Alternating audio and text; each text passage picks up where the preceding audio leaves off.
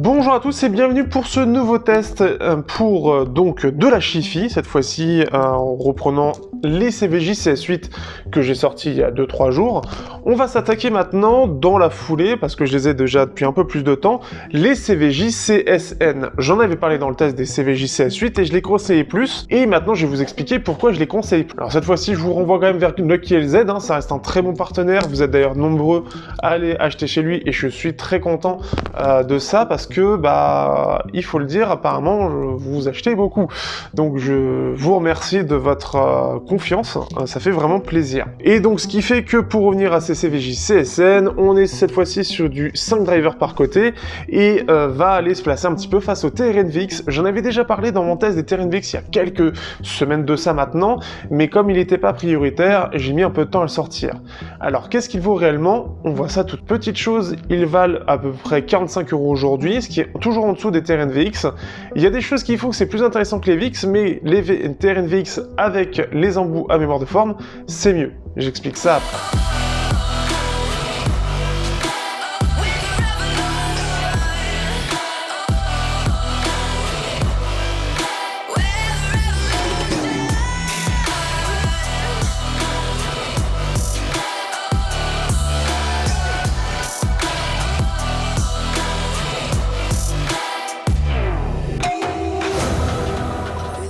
Alors donc pour ces CVJ CSN, au niveau de la partie design, on est sur quelque chose qui est vraiment, je trouve, joli. On reste sur quelque chose d'assez classique en termes de design, puisqu'on va se retrouver avec donc ce design qui va prendre la forme de l'oreille. On a quelque chose qui est un petit peu bombé au dos, on n'a pas ce côté un petit peu qui va aller chercher le creux de l'oreille. Ça ressemble un petit peu au TRNVX d'ailleurs de ce point de vue-là. On a ensuite une façade, donc d'ailleurs le tour métal avec un côté métallisé, un espèce de bleu un petit peu bleu foncé, je saurais pas dire la couleur exacte, mais c'est un beau bleu d'ailleurs je trouve, et donc on a cette façade un peu divisée des quatre côtés, un peu d'ailleurs comme les TRN ST1 et STM, on a cette idée là, mais c'est juste en fait des angles pour le coup, que je trouve assez joli puisque ça va jouer un peu avec la lumière.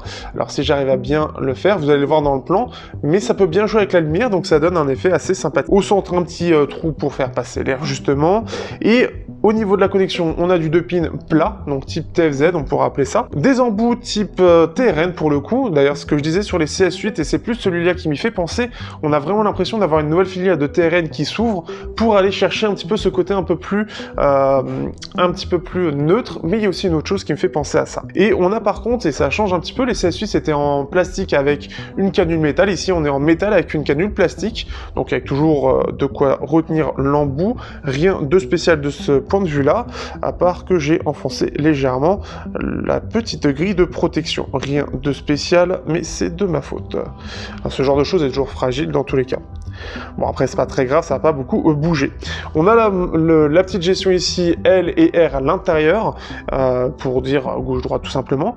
Le câble en lui-même, vous allez voir dans les plans, c'est le câble très classique comme les CS8, comme un peu les TRN, etc.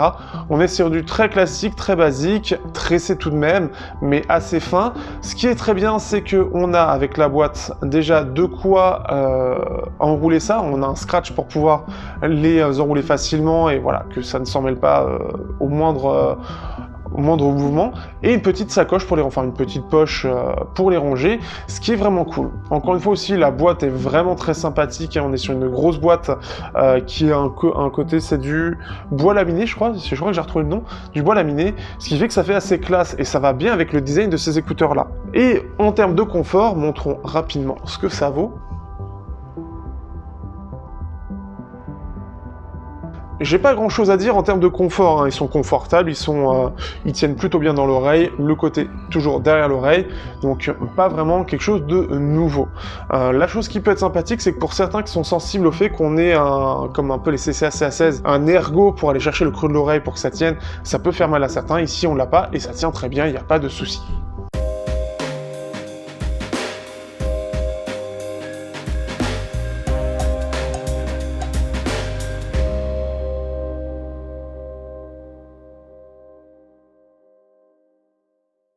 Parlons maintenant de la qualité sonore. Ici, on est sur une configuration tout à fait convenue et classique aujourd'hui, enfin en tout cas dans cette gamme de prix, 5 drivers, un driver dynamique de 10 mm d'un côté, 2 drivers, donc les 395 pour les médiums, et 2 drivers 560 pour les aigus, si je me gourre pas dans le sens. Vous aurez de toute façon le schéma. Donc rien de nouveau sous le soleil, hein, c'est ce qu'on a l'habitude de voir chez CCA et KZ et TRN depuis déjà quelques années. Hein. La première fois que ce type de configuration est apparu était avec les KZ ZS10. Oui, je suis imperturbable. Au passage, au niveau donc, de la réponse en fréquence, on peut le voir, et il y a quelque chose qui m'a beaucoup étonné, c'est qu'ils reprennent exactement la même réponse en fréquence que les TRN VX.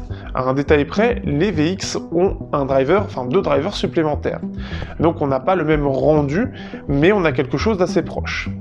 Je trouve d'ailleurs que, par défaut, les CVJ CSN sont mieux gérés. En effet, les TRN VX, le problème qu'ils ont, c'est qu'ils ont tendance à vouloir donner trop de médium.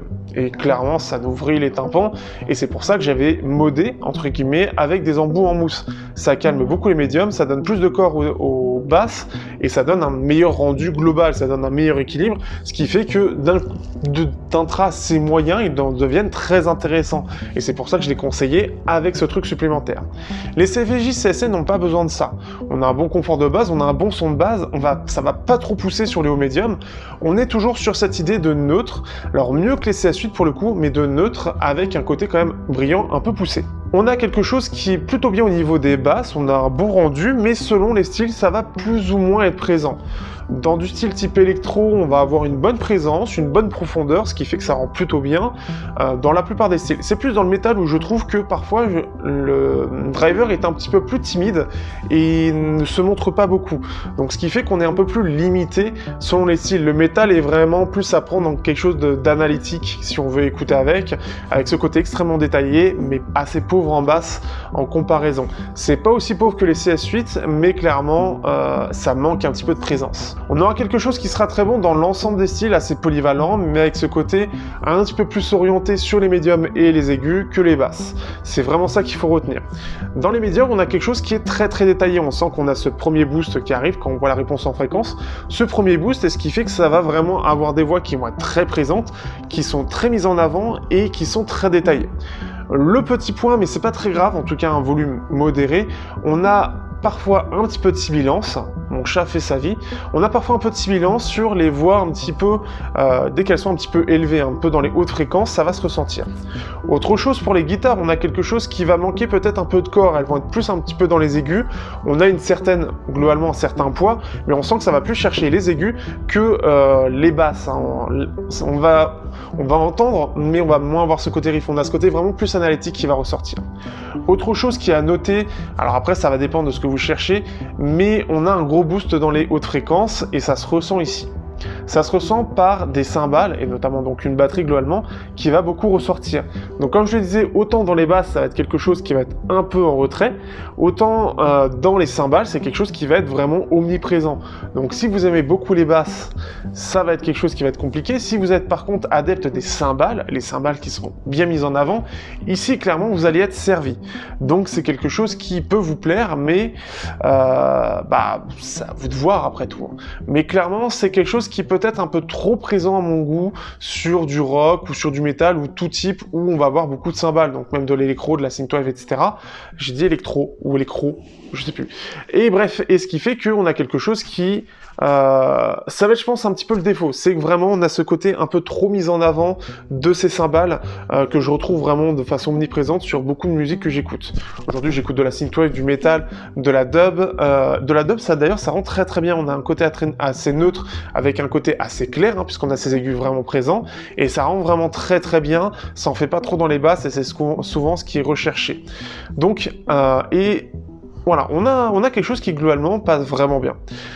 Par rapport au TRN VX en stock, le truc c'est que les VX avaient vraiment des médiums qui étaient vraiment fatigants, étaient plus sibilants, malgré la même signature, parce qu'on avait des drivers en supplémentaire, on en avait 2 en plus.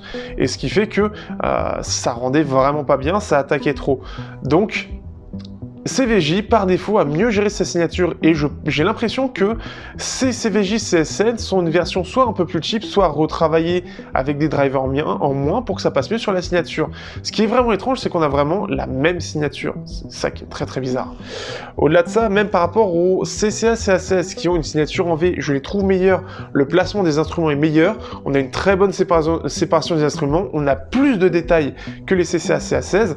On a un meilleur driver 10 mm puisque on a cette fois-ci du 10 mm et non pas du 7, et avec quelque chose qui est assez plat et non pas un espèce de triangle bizarre qu'ils ont fait, ce qui fait qu'on a vraiment un meilleur rendu. Ce qu'on pourra dire, c'est clairement que dans le côté un peu neutre, on a quelque chose de très très solide. Ça fait aussi une variante par rapport au CCA C12, et j'attends les CCA C10 Pro qui vont arriver. CCA C12 ou KZ-ZSX, les deux ont quelque chose qui est plus en V, hein, ce que j'appelle une signature équilibrée, donc un peu plus de basse, un peu plus d'aigu, ce qui fait qu'on a quelque chose d'un peu plus fun. Ça va dépendre de ce que vous cherchez. Si vous cherchez quelque chose qui soit plus dans l'analytique, dans le détail, plus dans le classique ou la dub, vous allez être ravi. Si par contre vous cherchez du fun, il faudra chercher ailleurs. Donc c'est vraiment en tout cas des intras très réussis, je trouve plus réussis par défaut que les TRN VX. En modé, je préfère par contre les TRN VX.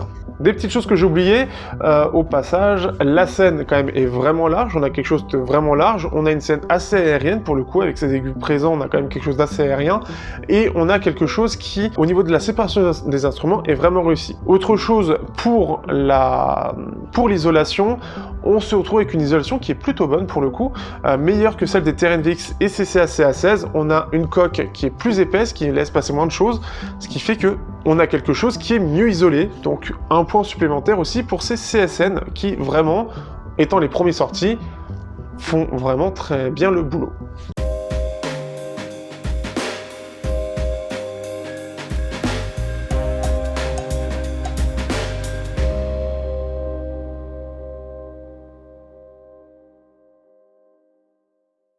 Alors que penser de ces CVJ CSN? Alors d'une part, et j'en avais parlé, face au CVJ CS8, eh bien ils font clairement un meilleur travail. Je trouve que la scène est beaucoup plus naturelle. Là on avait quelque chose d'un petit peu dénaturé sur les CS8 qui peuvent très bien aller pour le style classé comme je l'avais dit, mais qui clairement fait moins bien. Ici on a quelque chose qui est beaucoup plus naturel et beaucoup plus dans ce qu'on est censé avoir, et on a une scène qui est large, on a quelque chose qui est bien maîtrisé avec une configuration tout à fait classique, mais maîtrisée avec une signature qui est clairement, CVJ veut se mettre sur les signatures neutres avec une tendance brillante. Et ce qui fait que, bah voilà, c'est un choix à faire. Ce qui est bien, c'est que par rapport au Tiny Fit T2+, j'en ai pas trop parlé, mais on a quelque chose qui va être beaucoup plus technique. Et ça, c'est quelque chose qui est à prendre en compte. Là où les T2+, auront tendance un petit peu à s'effondrer sur les aigus, monodriver oblige surtout à ce prix-là, donc les aigus vont être de moins en moins nets au fur et à mesure de l'augmentation des fréquences, et bien là, on a quelque chose de net jusqu'au bout. Ce qui est bien, c'est que par rapport au VX, on a quelque chose qui, en sortie de boîte, fonctionne bien. Là où les VX, bah, il faut des embouts à mémoire de forme, et on n'aime pas forcément tout ça. C'est un choix. Et en plus de ça, ils sont un peu plus chers, et ce qui fait que, bah, ils sont très propres. On a un design qui, en soi, dans la forme, n'a pas quelque chose de très original, mais qui propose quelque chose de réussi. Et globalement, on a une proposition qui est solide, tout simplement. Ce qui est bien, c'est qu'en plus, on a une boîte qui fait un petit peu plus premium, là où beaucoup de marques se contentent d'une boîte vraiment basique pour mettre ses écouteurs. Ici, on a un peu plus cette expérience de boîte un peu plus premium. Et il n'y en a pas beaucoup qui font ça. Il y a Tiny Fit qui font ça. Et après, j'en ai pas vraiment d'autres qui proposent quelque chose de vraiment solide en termes de proposition à moins de 50 €. Là, en tout cas, ils mettent un petit peu plus d'argent dessus. Ça fait bien, ça montre un petit peu plus cette envie de faire mieux que les autres. Encore une fois, je soupçonne vraiment que ce soit des anciens TRN, ou en tout cas une filiale de TRN qui s'ouvre pour proposer de nouveaux intras qui vont être un peu plus orientés neutres à tendance brillante. TRN s'oriente déjà un petit peu là-dessus, mais à plus de gamme. Donc à voir comment ça va se gérer, mais je pense que c'est pour contrer le côté KZ-CCA. Ici, on aurait TRN CVJ. Est-ce que j'ai vrai ou pas? Je ne sais pas, à découvrir plus tard. En attendant, nous allons regarder les tests qui sont sur Redfi. On va essayer de faire pas trop long pour que la vidéo ne soit pas trop longue, mais vous me connaissez, ça risque d'être compliqué. Et bien d'ailleurs, on va commencer tout de suite avec mon ami Joe, qui tient Chiffy.fr, que j'ai embarqué là-dedans, et qui s'est offert en premier ses CVJ CSN.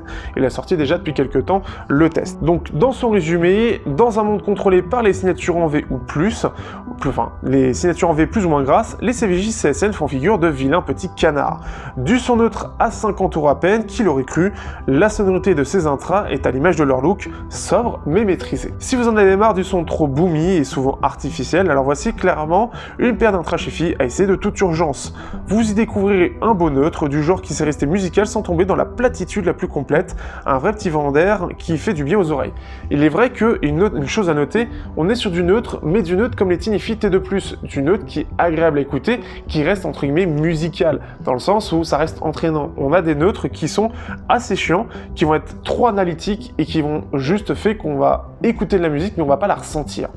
Donc c'est vraiment une chose à noter, donc c'est vraiment quelque chose qui a été maîtrisé. On part sur Redfi avec donc le côté anglophone, tout ça. Donc Dalapo qui a sorti son test il y a quelques temps, enfin pas si longtemps que ça, une bonne résolution, on a, comme je l'ai dit, on a quelque chose de très bien détaillé, une bonne performance des basses. Je trouve vraiment dans le métal parfois qu'il est en retrait, mais sinon, ouais, on a parfois une bonne ampleur qui fait qu'on n'a pas l'impression d'être trop neutre, on a quelque chose qui est assez vivant parfois. Mais ça dépend vraiment des styles ou de comment c'est chargé. S'il y a trop de choses vers les hauts du spectre, il va trop masquer en fait le driver dynamique. On a des hautes fréquences qui sont claires et qui sont vivants, donc ça clairement, rien à dire là-dessus. Par contre, signature trop brillante, trop claire, donc ça on peut être d'accord aussi, ça va dépendre de ce que vous cherchez.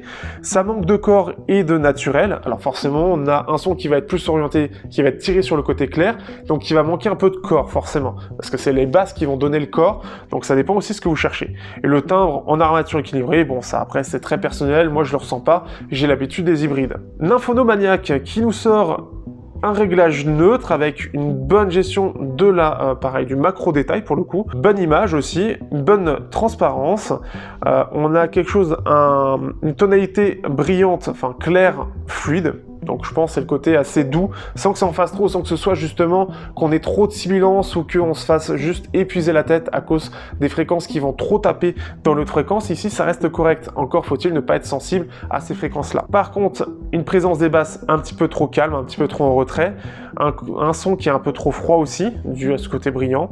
Ça manque un petit peu de détails pour lui, de détails dans les aigus. Alors l'habitude des E216 c'est 800, donc c'est aussi possible. On a 50 €, mais ça se défend très bien. Et en neutre, on n'a pas forcément beaucoup de choix. Pour lui, une scène qui est assez intime, alors je suis pas forcément d'accord là-dessus, je trouve que la scène est plutôt large et que ça respire bien au niveau des instruments, ça s'étale bien sur la scène. On a un son qui n'est pas vraiment dynamique, donc ce qui fait que c'est peut-être ce que je note justement dans le métal, c'est quelque chose que je maîtrise moins, et un côté correct en technique pour un hybride.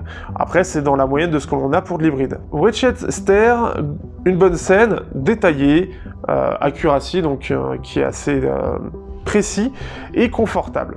Par contre, le câble, mais après le câble, c'est vrai qu'on est un peu comme du TRN et KZ, hein, on met le même câble pour tous, c'est un peu dommage, ce serait bien d'avoir quelque chose d'un petit peu mieux avec 50 €, surtout qu'on commence à avoir d'autres acteurs qui commencent à améliorer et à mettre des câbles qui sont un peu meilleure qualité. Le fait que ce soit un peu trop plat, mais on a quand même une basse qui est détaillée, ce qui est vrai, on a une basse qui est vraiment propre, on a un bon driver dynamique et une signature brillante, mais ce sera pas forcément pour tout le monde, on est tout à fait d'accord. Ok, qui dit le côté très détaillé, une bonne scène qui est profonde et large, spot on positionnel, je ne saurais pas dire ce qu'il veut dire exactement, un son qui est cohérent, les voix qui sont vraiment très bonnes, en tout cas qui les trouve vraiment très bonnes, ce qui est vrai, elle ressort très bien, donc ça c'est clair.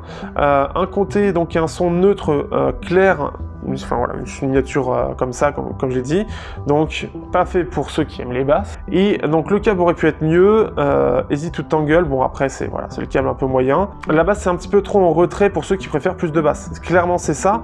Sur du synthwave, je trouve que ça ressort plutôt bien, mais vraiment dès qu'on va être sur du rock et qu'on va voir les guitares, ça le ressort beaucoup moins. Bon, ce qui fait que ce test est fini. J'espère que vous aurez apprécié les retours, en tout cas voilà, c'est une marque à suivre je pense, c'est une marque qui peut plaire à des gens qui recherchent quelque chose de maîtrisé sans que ça en fasse des tonnes sur les basses ou sur les aigus. Voilà, les aigus c'est quand même, mais surtout les tonnes sur les basses, et avoir quelque chose de vraiment propre, c'est ce qu'il propose, et je vous le conseille réellement. Vous avez le lien dans la description, n'hésitez pas à rejoindre le Discord si vous voulez en parler justement, ou être conseillé, et n'hésitez pas à liker, partager et commenter bien évidemment, et si vous voulez me soutenir, vous avez tout dans la description. Sur ce, je vous dis à bientôt pour de prochains tests sur Teknoid.